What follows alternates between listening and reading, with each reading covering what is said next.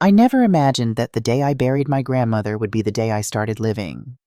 My name is Aquila Westlake, and I'm about to tell you a story about secrets, spreadsheets, and the kind of inheritance that doesn't show up on tax forms.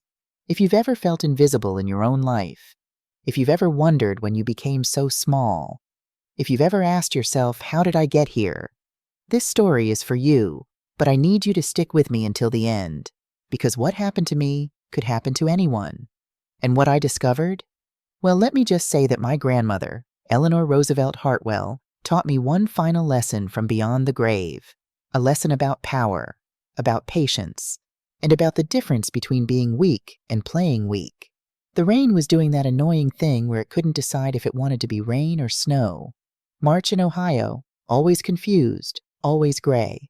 I stood at the graveside watching them lower my grandmother's casket into the frozen ground, and I felt my husband's hand on my elbow, not comforting, steering. "How much longer is this going to take?" Cyril whispered, his breath warm against my ear. "I have a conference call at 3. It was 1:47 p.m. We'd been at the cemetery for exactly 23 minutes. "It's my grandmother's funeral," I whispered back. "I know, honey. I'm just saying." She raised me. "I know that too. I'm being supportive, but I also have responsibilities." Supportive. That word he loved to use. Like showing up was the same thing as showing up for me. I looked around at the sparse gathering. Besides Cyril and myself, there was only Mr. Bernard Whitmore, Eleanor's attorney, a man so old he might have gone to school with Abraham Lincoln, and 2 cemetery workers trying not to look bored. That was it. That was my grandmother's send-off. No distant cousins, no old friends from her teaching days. Everyone who'd known Eleanor Roosevelt Hartwell in her prime was already dead, and she'd outlived them all with a kind of stubborn grace that I'd always admired but never understood. Until that day. "In sure and certain hope of the resurrection," the pastor droned, a man who'd never met Eleanor, reading from a script that could have been for anyone. I tuned him out and studied the casket instead. Simple pine, that's what Eleanor had requested. "Don't waste money on a fancy box they're just going to bury," she'd told me years ago. "Spend it on the living, not the dead." But here's the thing about Eleanor. She'd always been full of instructions, little rules, tiny commandments delivered in that firm schoolteacher voice that made you sit up straight even if you were 42 years old. Don't let anyone make you small, Aquila. A woman needs something of her own, something no one can touch. Money isn't about spending, it's about options, and options mean freedom. I thought they were just the ramblings of an old woman from another generation. Women who'd lived through the Depression and World War II always talked like that, paranoid about security, obsessed with saving every penny. I was wrong. Cyril's phone buzzed. He checked it, his face illuminated by the screen's glow despite the middle of the day. His fingers moved, typing a response. "At my grandmother's funeral." "Cyril?" Sorry. Work emergency." He shoved the phone back in his pocket, but I'd seen enough. A text from Madison Hayes, the daughter of his boss, the woman who'd been at that dinner party last month, the one who'd laughed at all his jokes and touched his arm just a little too often. I said nothing, just turned back to the grave. Ashes to ashes, dust to dust. The first handful of dirt hit the casket with a hollow thud that made my chest ache. "Goodbye, Grandma. I'm sorry so few people came. I'm sorry your granddaughter married a man who checks his phone at your funeral. I'm sorry I didn't know what you were trying to tell me all those years." Mr. Whitmore's office smelled like old books and lemon furniture polish. The kind of office that hadn't changed since 1987 and wasn't planning to anytime soon. We sat in cracked leather chairs, Cyril and I on one side of the massive desk, Bernard on the other, with Eleanor's last will and testament spread between us like a roadmap to a destination I couldn't see yet. "Shall we begin?" Bernard's voice was surprisingly strong for a man his age. He adjusted his glasses, actual reading glasses on a chain around his neck, and opened the document. Cyril leaned forward. I noticed that. The way he shifted in his seat, suddenly alert, suddenly interested. "The estate of Eleanor Roosevelt Hartwell being of sound mind." The lawyer's voice droned through the legal language. I tried to focus, but my mind kept drifting back to the cemetery, to that hollow thud, to the way Cyril had checked his phone while they were lowering my grandmother into the ground. Her personal residence at 847 Oak Street to the Westchester Women's Shelter, to be sold and proceeds used for— Wait, Cyril interrupted. The house is going to charity? Bernard looked at him over his glasses. That was Mrs. Hartwell's wish, yes. I felt Cyril's disappointment like a physical thing beside me. I knew what he'd been thinking, that maybe we could sell Eleanor's house, use the money to finally renovate our kitchen, maybe take that vacation to Hawaii he'd been talking about. By talking about, I mean he'd mentioned it twice, decided when we'd go, and assumed I'd agree. Of course, Cyril said smoothly. That's very generous of her, Bernard continued. All jewelry and personal effects to her granddaughter, Aquila Westlake. Jewelry, Cyril murmured.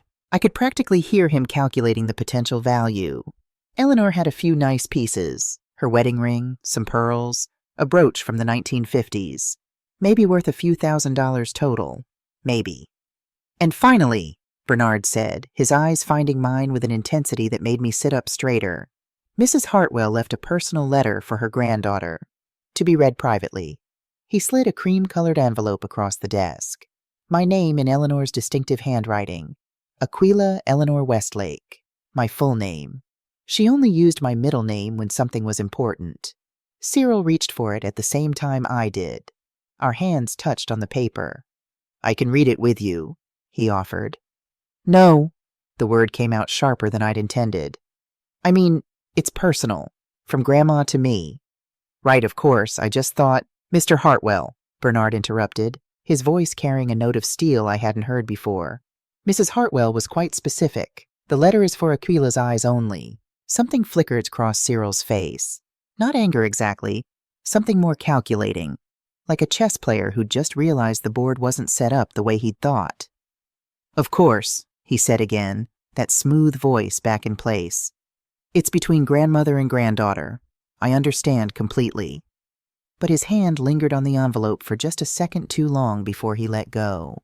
I locked myself in the bathroom of Bernard's office. It was one of those old-fashioned bathrooms with black and white tile and a pedestal sink, the kind they don't make anymore.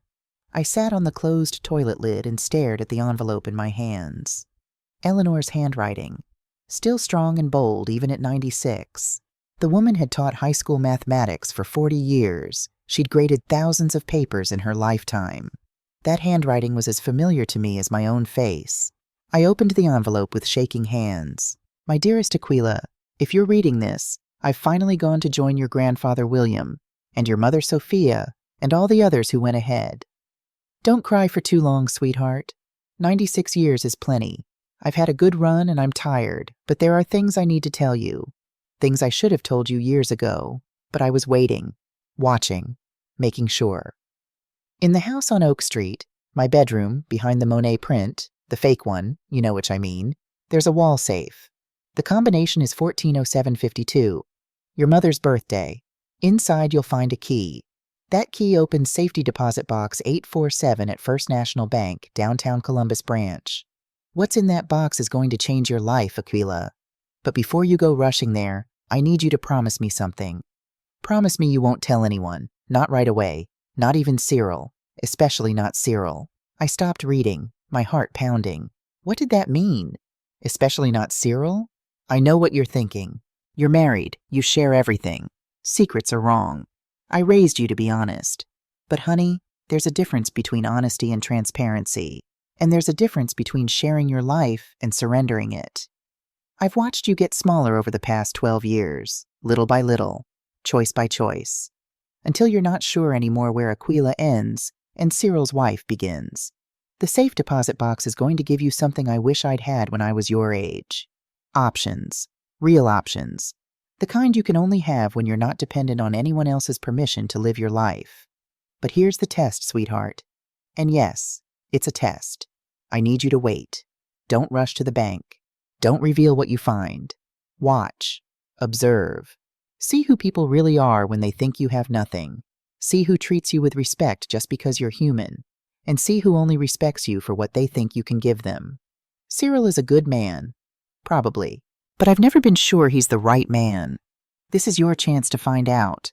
I love you more than words can say. You've been the joy of my later years. You're smarter than you think. Braver than you know. and stronger than anyone, including yourself, has ever given you credit for. Don't be small anymore, Aquila. Take up space. Make noise. Claim what's yours. All my love. Grandma P.S. The money in that box? It's significant. Life-changing significant. But remember, money is just a tool. Your courage is the weapon. Don't get those confused. I read the letter 3 times. Then I folded it carefully, put it back in the envelope, and tucked it into my purse. My hands had stopped shaking. Instead, I felt something else. Something I hadn't felt in a very long time. Curiosity, excitement, and underneath it all, the first tiny spark of something that felt almost like power. "Everything okay?" Cyril asked when I emerged from the bathroom. "Fine, just emotional. Of course, it's a hard day." He stood, put his arm around me. It should have felt comforting. Instead, it felt proprietary, like he was marking territory. "Ready to go home?" "Actually, I need to stop by Grandma's house to get some of her personal things before the estate sale." "Now? Honey, it's almost 3:30. I really need to get back for—" "You go ahead," I said. "I'll take my own car." He frowned. We'd driven together. That meant he'd have to drop me at Eleanor's house, then double back to the cemetery parking lot for my car, then drive all the way home. It wasn't convenient for him. "Aquila, that doesn't make sense. Just come home now and we'll go back another day." "I want to go now." Something in my voice made him look at me more carefully. "Is something wrong?" "No, I just want some time alone in her house. To say goodbye." He studied my face, and I wondered what he saw there. Did he notice the change? Could he see that something had shifted between reading that letter and walking out of that bathroom? "Okay," he said finally. "I understand. Take your time. I'll see you at home." He kissed my forehead, a perfunctory gesture, the kind of kiss you give a child, and left. Bernard appeared in the doorway of his office. "Mrs. Westlake, might I have a word?" I followed him back inside. "Your grandmother," he said, settling back into his chair with a slight groan, "was one of the most remarkable women I've ever known, and I've known quite a few in my 87 years. She was special. She was also very, very careful, very deliberate. Nothing Eleanor Hartwell did was accidental." He looked at me with those sharp old eyes. "She came to me 6 months ago to finalize her affairs. Do you know what she told me?" I shook my head. "She said, 'Bernard, my granddaughter is drowning, and she doesn't even know she's underwater, but I'm going to teach her to swim, even if I have to do it from the grave.'" My throat tightened. "She loved you very much, Aquila, but she also worried about you, about your marriage, about the choices you've made, or perhaps the choices you've allowed to be made for you." He leaned forward. "Whatever you find in that safety deposit box, whatever decisions you make in the coming weeks, know that Eleanor trusted you. She believed in you, and she wanted you to believe in yourself. Thank you, Mr. Whitmore. Bernard, please. We're going to be seeing more of each other, I suspect." He smiled. "And Aquila, your grandmother left very specific instructions.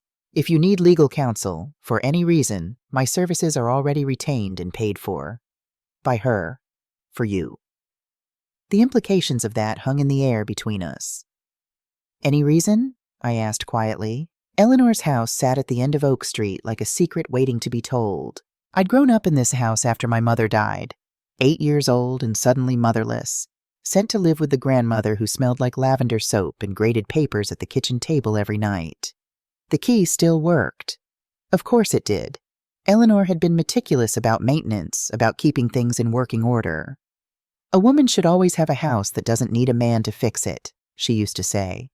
Inside, everything was exactly as she'd left it, the furniture covered with sheets, looking like ghosts in the fading afternoon light.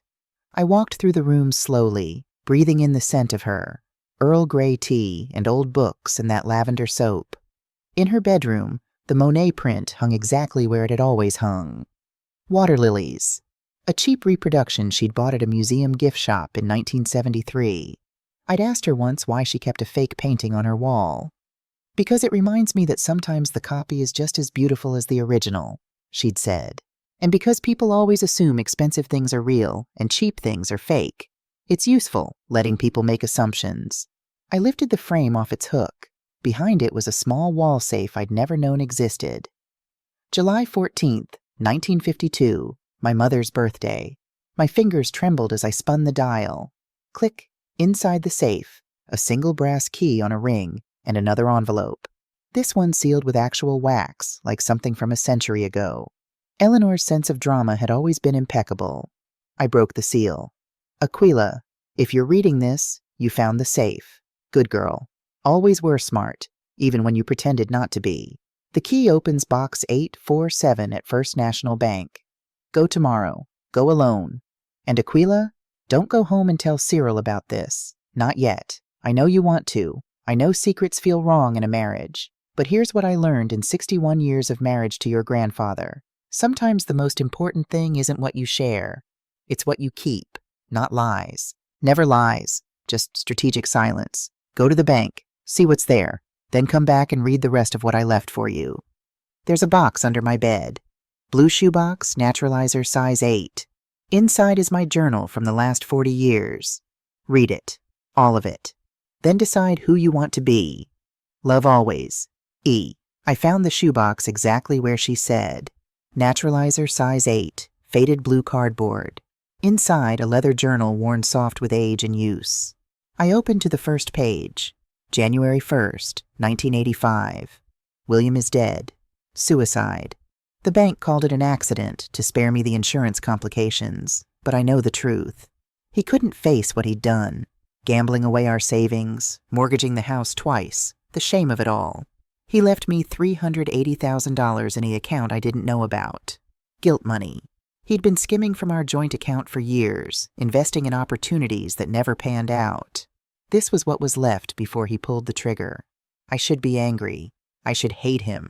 Instead, I just feel tired. But I'll be damned if I let his guilt money go to waste. I'm going to turn this blood money into something good, something that matters. For Sophia. For her children, if she has them. I'm going to learn how to invest, how to make money work, how to never, ever be dependent again. I sat on the floor beside my grandmother's bed and kept reading. 40 years of entries, market crashes and recoveries, the dot-com bubble, the 2008 financial crisis, COVID. Eleanor had watched it all, learned from it all, and never panicked. March 2008. Everyone is selling. The news says it's the end of the world. But I remember 1987. I remember 2001. This too shall pass. I'm buying the dip. December 2020. Sophia's daughter, my Aquila, called today. She sounded tired. Cyril did something again. I could hear it in her voice. She's making herself smaller to make him comfortable, just like I did with William for 30 years. But I won't lecture her. People have to come to their own realizations. I just pray she realizes before it's too late. The last entry was dated February 14th, 2024, 1 month before she died. Valentine's Day. How fitting. I'm dying. Stage 4 pancreatic cancer. Doctor gives me 2 months, maybe 3. I'm not telling Aquila. Not yet. Let her have a few more weeks without grief. But I've made arrangements. The money, all $4.2 million of it, is already in her name. Has been since 2020. Trust for Aquila Eleanor Westlake. Separate property. Protected. He can't touch it. Because I know Cyril will try. I've seen the way he looks at her income statements. The way he helps her with finances by making her feel incompetent. The way he's slowly isolated her from her friends, her work, her sense of self. Not through violence. Through erosion. This money is her life raft. But she has to choose to grab it. She has to want to save herself. If she doesn't, if she tells Cyril immediately, if she lets him manage it, if she goes back to being small, then I've failed her. But I don't think I have. I think my granddaughter is stronger than she knows. She just needs permission to find out.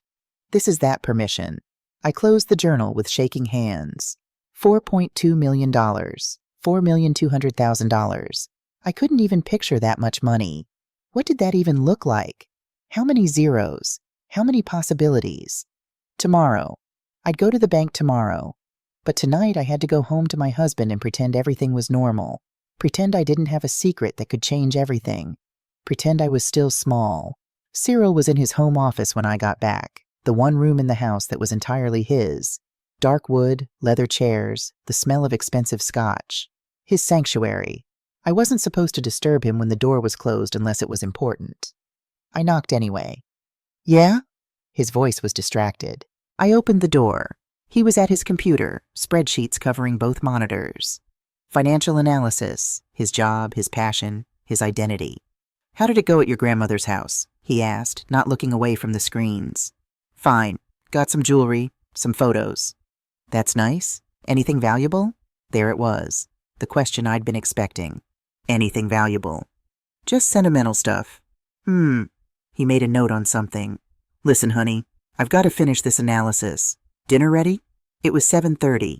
I'd been at my dead grandmother's house, reading her journals, discovering she'd left me a fortune, and my husband wanted to know if dinner was ready. Not yet, I said. He looked up then, surprise flickering across his face. I always had dinner ready. Always. Oh, okay. Well, I can order something. I'll make pasta. You sure? You've had a long day. I'm sure. I closed the door and went to the kitchen, started water boiling. Opened a jar of sauce, the expensive one Cyril liked, not the store brand I preferred. Found myself staring at the jar, wondering why. Why did we always buy what he liked? When had my preferences stopped mattering? My phone buzzed. A text from Kayla, my friend from college. The one friend Cyril hadn't managed to edge out of my life, probably because she was a divorce attorney and intimidated him. Kayla, hey babe, thinking about you today. How was the funeral? You okay? I stared at the text. When was the last time someone had asked if I was okay and actually wanted to know the answer? Me. Honestly? I don't know. Kayla. That's fair. Grief is weird. Want to get coffee this week? Me. Yes. Please. Kayla. Tuesday? 10 a.m.? That place on Main? I started to type let me check with Cyril, then stopped. Why did I need to check with him? It was coffee, with a friend. In the middle of a weekday when he'd be at work anyway. Me. Tuesday's perfect. See you then? It felt like rebellion, saying yes to coffee without asking permission first. God, when had my life become so small that coffee with a friend felt like an act of defiance? That night, lying in bed next to my husband, I thought about the key in my purse. The safety deposit box waiting. The $4.2 million that could change everything. Cyril was scrolling through his phone, the blue light illuminating his face. I watched him, this man I'd been married to for 12 years, and realized I was looking at a stranger. When had that happened? When had we stopped being partners and become whatever this was? Cyril? When's the last time you asked me what I wanted? He looked up from his phone, confused. What? What I wanted. Not what you thought was best, not what made sense, just what I wanted.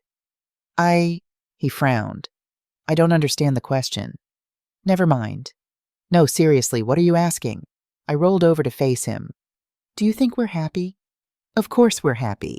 Why would you ask that? Because I can't remember the last time you asked me about my day, or my work, or what I'm thinking about. Aquila, you buried your grandmother today. You're emotional. This isn't the time. When is the time? Silence. I ask about your day, he said finally. All the time. You ask if dinner's ready. That's not fair. Maybe it wasn't. Maybe I was being emotional. Maybe grief was making me see problems where there weren't any. Or maybe I'd been blind for 12 years and was only now starting to see clearly.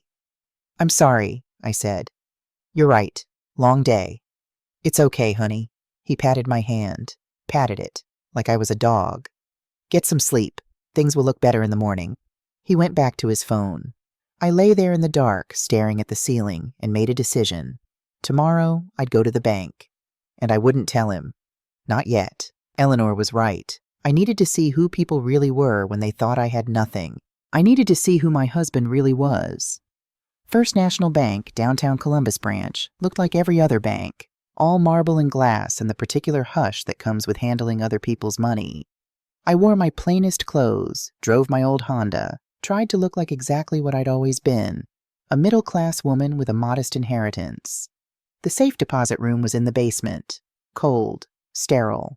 A woman named Patricia escorted me, her heels clicking on the tile floor. Box 847, she said, finding it on the wall of identical metal boxes. Your key, please? I handed it over.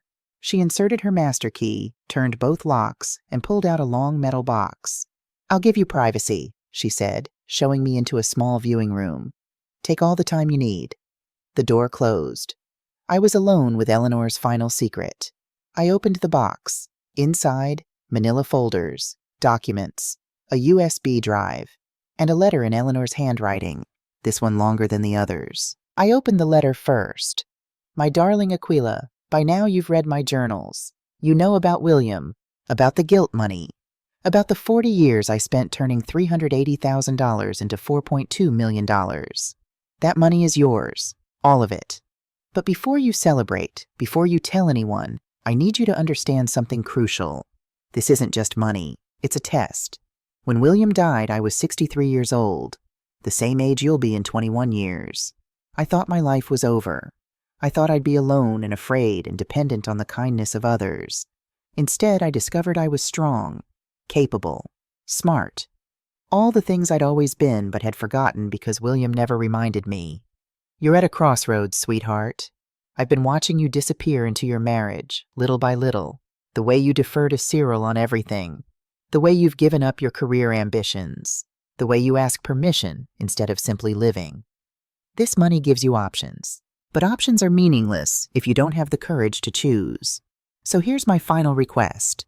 Don't tell Cyril. Not immediately. Wait, watch, test. See how he treats you when he thinks you have nothing. See how he reacts when you start taking up space again. See who he really is. And more importantly, see who you really are. The USB drive contains all the financial records. The folders have statements from the past year. Your name is already on everything. Preston Walsh at Cornerstone Investments has been managing the account for 20 years. He's expecting your call. But Aquila, one more thing. Don't let this money change who you are. Let it reveal who you've always been. You've spent 12 years making yourself smaller. Now take up space. All my love, always. Grandma P.S. If Cyril can't love you when you're powerful, he never loved you at all. He just loved having someone to control. I opened the folders with shaking hands. Account statements, investment portfolios, stock certificates, bonds, a diversified portfolio that would make any financial advisor weep with joy. Total value as of March 1st, 2024, $4,247,382.17. I sat back in the metal chair and stared at the number, $4,247,382.17. I started laughing, couldn't help it. Quiet, almost hysterical laughter in a bank basement. All those years of Cyril criticizing my freelance income, all those comments about being realistic about money, all those decisions made for our financial security. And I'd been sitting on a fortune he never knew existed. The USB drive contained spreadsheets, Eleanor's own tracking system, meticulously maintained. But it also contained something else. A folder labeled for Aquila's eyes only. Inside, a video file dated February 10th, 2024. I plugged in the earbuds Patricia had left for me and clicked play. Eleanor appeared on screen, sitting in her kitchen, looking frail but fierce. "Aquila, honey, if you're watching this, I'm gone and you found the money."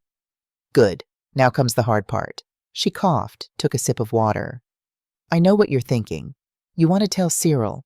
You want to share this windfall. You think that's what good wives do. But let me ask you something. When has Cyril ever shared power with you? When has he ever made you feel like an equal partner?" She leaned closer to the camera. "I've watched that man slowly strangle your spirit for 12 years. Not with his hands, with 1,000 tiny cuts. A dismissive comment here, an eye roll there. Helpful advice that somehow always makes you feel incompetent. That's not love, sweetheart. That's control." My eyes filled with tears. "So here's what you're going to do. You're going to go home, you're going to act normal, and you're going to test him.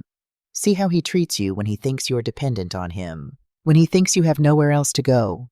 She smiled, and it was the saddest smile I'd ever seen. "Then when you know the truth, when you really truly know who you married, you'll make a choice. Stay or go. But at least it'll be your choice, made from a position of power, not fear." The video ended. I sat in that cold basement room and cried. For Eleanor, for myself, for the 12 years I'd spent slowly disappearing. Then I wiped my eyes, gathered the documents, and put them back in the box. All except one statement, which I photographed with my phone. Evidence, just in case. Because if Eleanor had taught me anything, it was this. Always have an exit strategy. And now I had one hell of an exit strategy. $4 million worth.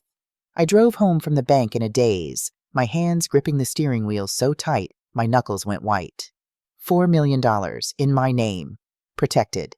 Separate property under Ohio law, according to the documents Eleanor had left. But the number wasn't what kept replaying in my mind. It was Eleanor's face on that video. The sadness in her eyes when she talked about watching me disappear. Had I really become that small? That invisible in my own life?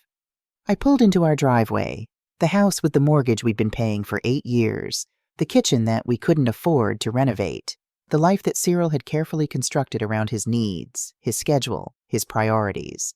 And I made a decision. I wasn't going to tell him. Not yet. Maybe not ever. Eleanor was right. I needed to see who he really was, who I really was. It was time to stop being small. The first change was subtle. Monday morning I didn't make breakfast. I know how that sounds. Revolutionary, right? But in 12 years of marriage, I'd made breakfast every single morning. Eggs, toast, coffee, exactly how he liked it. It was part of our routine, part of my job description as Cyril's wife. Not today.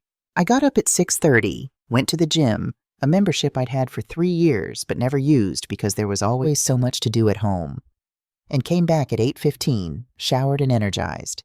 Cyril was standing in the kitchen, staring at the empty counter like it was a crime scene. "Where's breakfast?" he asked. "I don't know. Where is it?" He blinked. "What?" "You're asking me where breakfast is. I'm asking you the same question." "I thought you always—" "I went to the gym. There's cereal in the pantry. Coffee's easy to make." I poured myself a cup from the pot I'd made for myself. "I've got to start work. Client meeting at 9. This was true. I did have a client meeting, via Zoom from my home office. But the tone was what mattered. The way I said it, like my work was important, like my time was valuable, because it was. Cyril stared at me. "Are you okay?" "I'm fine. Why?" "You just seem different," I smiled. "Different how?" He couldn't articulate it. He just shook his head, poured himself a bowl of cereal, and left for work 15 minutes later than usual, off balance and confused. Good. Tuesday, I met Kayla for coffee. "You look different," she said immediately, studying my face across the cafe table. "What happened?" "My grandmother died." "I know, honey. I'm so sorry. But that's not what I mean. You look, I don't know, awake?" I almost told her, almost spilled everything right there. The money, Eleanor's letters, the test I was running on my own husband. But something held me back. "I've just been thinking," I said instead, "about my life, my choices, whether I'm happy." Kayla set down her latte. "Okay, are you happy?" The question hung between us like a challenge. "No," I said, and saying it out loud felt like breaking a spell I didn't even know I was under. "No, I'm not happy. I don't think I have been for a long time. Because of Cyril? Because of me. Because I've let myself become someone I don't recognize. Someone who asks permission to have coffee with her own friend." Kayla reached across the table and squeezed my hand. "What are you going to do about it?" "I don't know yet, but I'm going to figure it out." What I didn't tell her, I'd already opened a new checking account that morning. Transferred $10,000 from my inheritance into it. Money that was mine, in my name only, at a bank Cyril didn't know about. Money meant options. Eleanor was right about that, and I was just starting to explore my options. Wednesday, I bought new clothes. Not sensible clothes. Not appropriate for a woman my age clothes. Not clothes that would make me invisible at Cyril's work functions. I bought clothes that made me feel powerful. A leather jacket. Dark jeans that actually fit. Boots with heels. A red dress that hugged my body instead of hiding it. The saleswoman, a girl who couldn't have been more than 25, kept bringing me things and saying, "This would look amazing on you." "You think?" I asked, holding up a silk blouse that cost more than I used to spend on clothes in a month. "Absolutely. You have great style. You just need to own it." I bought the blouse. and the dress, and the jacket, and the boots. $463 on my new credit card. When I got home, Cyril was already there, working in his office. I didn't hide the shopping bags. I left them on the bed, tags still on like a declaration. He found them during dinner. "You went shopping?" Not accusatory, just surprised. "I did. That jacket looks expensive." It was. He waited for me to explain, to justify, to apologize for spending money. I didn't. "We should probably discuss big purchases," he said finally. "You know, budget-wise. It wasn't that big, and I used my own money. Your money is our money, honey. That's how marriage works." I set down my fork. "Is it? Because your 401k is in your name. Your investment accounts are in your name. But somehow when I make money, it's our money?" "That's not... It's different." "How is it different?" He didn't have an answer. Or rather, he had an answer he knew he couldn't say out loud. Because his money was important, and mine wasn't. I picked up my fork and continued eating. The silence was delicious. Thursday, I discovered the spreadsheet. It was an accident. Or maybe it was fate. Eleanor would have said there's no such thing as accidents, only truths waiting to be found. Cyril had left his laptop open on the kitchen counter, gone to take a shower before bed. His screen was locked, but the password was our wedding date.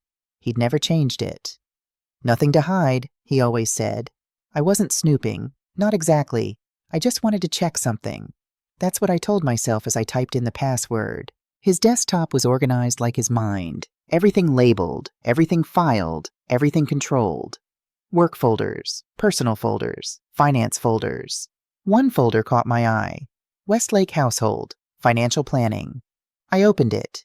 Inside were dozens of spreadsheets. Our budget, our expenses, our retirement projections. All normal things that married couples might track together. Except we'd never tracked them together. This was all Cyril.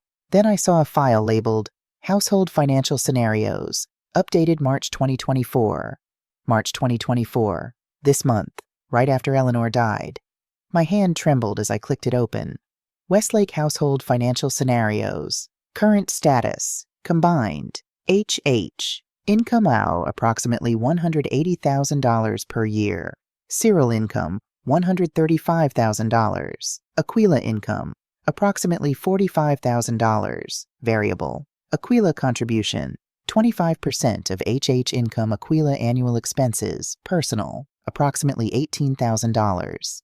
Net value of Aquila's financial contribution, $27,000 per year. Assessment, adequate but suboptimal. A's income covers her expenses plus 33% margin. Scenario A, Aquila full-time employment. Potential additional income, plus $25,000 to $35,000. Tax implications, minus $8,000. Reduced household management quality, moderate risk. Net benefit, $17,000 to $27,000 annually. Assessment, beneficial if household management doesn't suffer. Unlikely given A's lack of time management skills. Scenario B, Aquila reduced work. Income reduction, minus $20,000. Reduced personal expenses, plus $4,000. Increased availability for household management, high value. My stress reduction, significant. Net cost, $16,000 annually. Assessment, acceptable if children planned. Otherwise inefficient use of resources. Scenario C, Aquila career termination. Income loss, minus $45,000. Savings on work-related expenses, plus $6,000. Full-time household management, optimal. Reduced joint tax burden, plus $5,000. Net cost, $34,000 annually.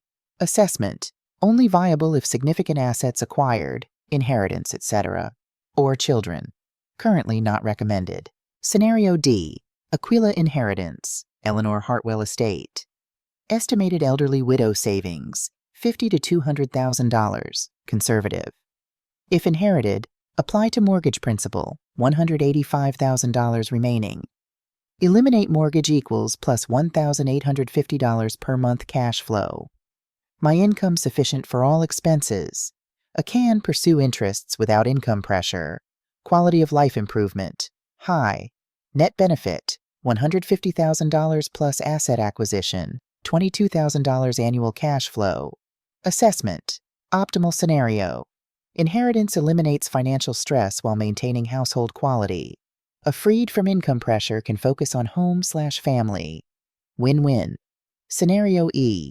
Significant inheritance, greater than $200,000. Mortgage elimination, $185,000. Investment of remainder. Assume $15,000 to $50,000. Conservative 6% return, $900 to $3,000 per year passive income. Assessment. Best case. Complete financial freedom.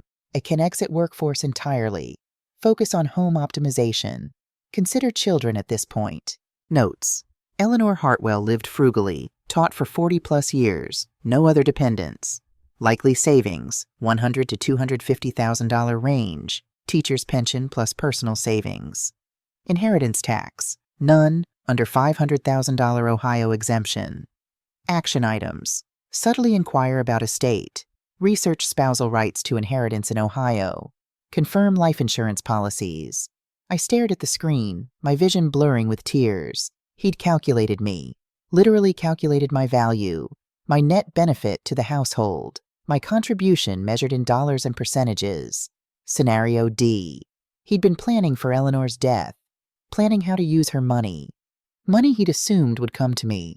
Money he'd already mentally allocated to paying off the mortgage, so that I could pursue interests while he supported us, so that I could be freed from income pressure. Translation. So I could be completely financially dependent on him. And there, at the bottom of the notes, research spousal rights to inheritance in Ohio. He'd been researching whether he could claim my grandmother's money in a divorce. My husband had been planning our financial future based on my grandmother's death, and I'd never known, never suspected. I heard the shower turn off upstairs. Quickly, I pulled out my phone and photographed every page, every calculation, every assessment of my worth reduced to numbers in a spreadsheet. Then I closed the laptop and walked away. When Cyril came downstairs, I was sitting on the couch with a glass of wine, looking calm. "Want to watch something?" he asked, settling next to me. "Sure." He picked up the remote, started scrolling through options. His hair was still damp from the shower. He smelled like his expensive shampoo, the one he special ordered online because the drugstore brands weren't good enough. "How was your day?" I asked. "Busy. Working on a big client presentation. Hayes wants me to lead it." Richard Hayes, his boss, Madison's father. "That's great. Will Madison be involved?" I watched his reaction carefully. The slight tension in his shoulders, the way his hand tightened on the remote. "Probably. Why?" "Just asking. She seemed nice at dinner." "She's very professional, smart, good at what she does." "I'm sure she is." We sat there, watching some show neither of us cared about. Cyril had no idea I'd just seen his spreadsheet, his calculations, his scenarios, his plans for my inheritance from a grandmother whose funeral he'd checked his phone at. "Cyril?" I said during a commercial break. "Do you love me?" He looked at me, surprised. "Of course I love you. What kind of question is that?" "What do you love about me?" "Aquila, where is this coming from?" "Just answer the question. What do you love about me?" He fumbled. "I love everything. You're kind. You're a good wife. You take care of our home. You're—" "What about me?" I interrupted. "Not what I do for you, not the roles I fill. Me. What do you love about me?" He stared at me like I was speaking a foreign language. "That's what I thought," I said softly. I stood up, left him on the couch, and went to bed alone. In the darkness, I pulled out my phone and looked at the photos of his spreadsheet again. Net value of Aquila's financial contribution, $27,000 per year. Is that what I was worth? $27,000? No, I was worth $4,247,382.17, and he was never going to know. Friday morning, I called Preston Walsh at Cornerstone Investments. "Mrs. Westlake." His voice was warm, professional. "I've been expecting your call. Eleanor told me you'd be in touch after... Well, please accept my condolences. Your grandmother was an extraordinary woman." "Thank you. I'd like to meet, to discuss the portfolio." "Of course. When works for you?" "Today, as soon as possible." "I can move some things around. 2 o'clock?" Perfect. After I hung up, I called Catherine Montgomery, the attorney Bernard had recommended. Eleanor had already retained her, already paid her fees. I need to understand my options, I told her. All of them. Absolutely. Can you come in Monday morning? I'll be there. Then I did something I hadn't done in 12 years. I called in sick to my client meeting, canceled my afternoon calls, and I spent the entire day researching divorce law in Ohio, asset protection, separate property, what happens to inheritances in marital dissolution. By the time Cyril came home that evening, I knew exactly where I stood, and it was on much firmer ground than he'd ever imagined. The confrontation came on a Tuesday, not because I planned it, because Cyril forced my hand. I'd spent the weekend at Kayla's house, told him I needed space to process Eleanor's death. He'd been confused, a little annoyed, but he'd let me go. What choice did he have? While I was gone, I'd made decisions, real decisions, the kind you make when you're standing on solid ground instead of quicksand. Catherine Montgomery had laid it out clearly. In Ohio, inheritances are separate property if they're kept separate. Your grandmother was meticulous. That money is yours alone. In a divorce, he gets exactly 0 of it. And the house? Our savings? Split equitably. You'd each get about half of the marital assets, roughly $175,000 each. He keeps his 401k, you keep yours. But that $4.2 million? Untouchable. I'd smiled at that. Untouchable. Preston Walsh had been equally encouraging. Your grandmother built this portfolio over 40 years. The returns have been exceptional. With proper management, this money will last your lifetime and beyond. You're financially independent, Mrs. Westlake. Completely. Financially independent. The words had felt like taking my first real breath in 12 years. When I came home Monday evening, Cyril was waiting in the living room. Not casual waiting, staged waiting, like he'd been rehearsing. We need to talk, he said. Okay? About your behavior lately, the way you've been acting. I set down my bag slowly. My behavior? You've been distant, secretive. You disappear for entire weekends. You're not cooking, not maintaining the house. You're spending money on expensive clothes. You're different, Akila, and I need to understand why. The old me would have apologized, would have explained, justified, made myself smaller. The new me said, maybe I've been this person all along, and you just never noticed. His face hardened. That's not an answer. It's the only answer you're going to get. He stood up, and I saw something I'd never seen before. Fear. He was losing control, and he knew it. Is there someone else? He asked. I almost laughed. No, Cyril, there's no one else. Then what? What changed? I did. I changed? Or maybe I just stopped pretending. Pretending what? That I was happy being small. He moved closer, his voice dropping to that tone he used when he was trying to be reasonable, trying to make me see sense. Aquila, listen to yourself. This isn't you. Ever since Eleanor died, you've been clear-headed, strong, myself? Irrational. There it was, the word I'd been waiting for. Irrational. Because I went to the gym? Because I bought clothes I like? Because I had coffee with my friend without asking your permission first? That's irrational? You're twisting my words. No, Cyril. I'm finally hearing them clearly. I walked to the kitchen, got myself a glass of water. He followed, hovering in the doorway like he wasn't sure if he was allowed in his own kitchen anymore. Good. Let him feel uncertain for once. I spoke with Madison yesterday, he said suddenly. I froze, glass halfway to my lips. Did you? She's concerned about you too. She thinks maybe you're having a breakdown. Grief can do that. You discussed our marriage with Madison Hayes? My voice was dangerously calm. She's a friend. She's concerned. How often do you talk to Madison? That's not... We work together. How often, Cyril? He shifted, uncomfortable. I don't know. Often. She's on my team. Do you text her every day? Silence. Do you have lunch with her? Alone? More silence. I pulled out my phone, showed him the screenshots I'd taken of his messages. Weeks of them. Intimate, flirty. Exactly the kind of messages you don't send to just a colleague. His face went white. You went through my phone? And you went through my entire life. I pulled out my laptop. His laptop. Opened it. The password still worked. Pulled up the spreadsheet. You calculated my worth, Cyril. You made spreadsheets analyzing my financial contribution to this household.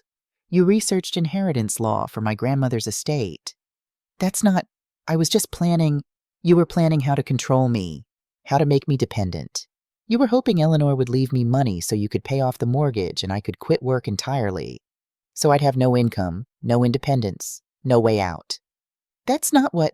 Scenario D, I read aloud. Aquila freed from income pressure can focus on home/family. Win-win. Except it's only win-win if I never realize I'm in a cage. He reached for the laptop. I snapped it shut.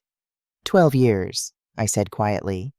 12 years I've been making myself smaller, quieter, less. And you didn't even notice because it was convenient for you.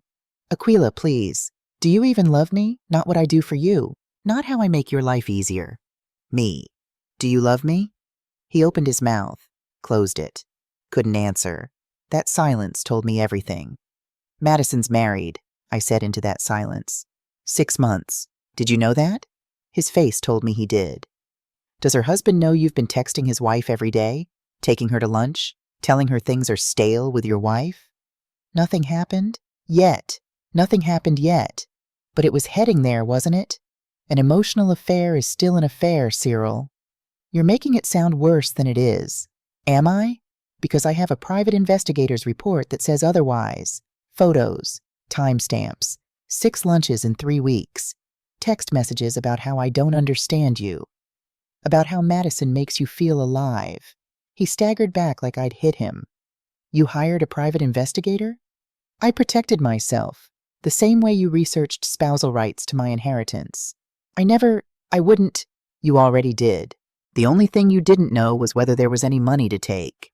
I stood up, walked to where he was leaning against the counter, and looked him in the eyes.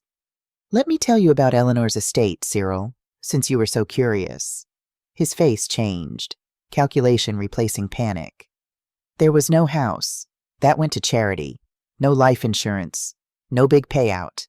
I paused, watching him process disappointment. But there was something else. What? Eleanor was very good with money. She invested wisely, for 40 years. His breathing changed. How much? How much what? How much did she leave you? I smiled, slow, knowing. Enough. Aquila, that's not an answer. It's the only answer you need. Enough that I don't need you. Enough that I don't need your permission or your approval. Enough that I have choices.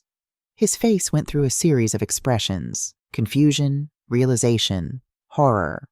How much? He whispered. More than you calculated I was worth. More than the $27,000 annual net value you assigned to my contribution. Oh my God, there was real money, significant money. Maybe, maybe not. Show me the statements. No. Aquila, we're married. What's yours is mine. I said it firmly. What's mine is mine. Inheritance is separate property in Ohio. I checked. I also filed for divorce this morning. And before you ask, yes, you're being served at work tomorrow. Maximum visibility, just like you always wanted. He grabbed my arm. Not hard enough to hurt, but enough to make me pull away. You can't do this. I already did. Catherine Montgomery has all the documentation, the spreadsheets, the texts with Madison, the financial planning you did for my inheritance, the proof that you've been systematically controlling our finances while pretending we were partners. We can fix this, counseling. Why would I want to fix this? So I can go back to being calculated? To being scenario C or scenario D in your life plan? I love you. You love what I did for you. You love having someone manage your house and ask no questions and make you feel important. But me, Aquila, the actual person? You never even bothered to know her. He slid down the cabinet to sit on the floor, his face in his hands. This can't be happening.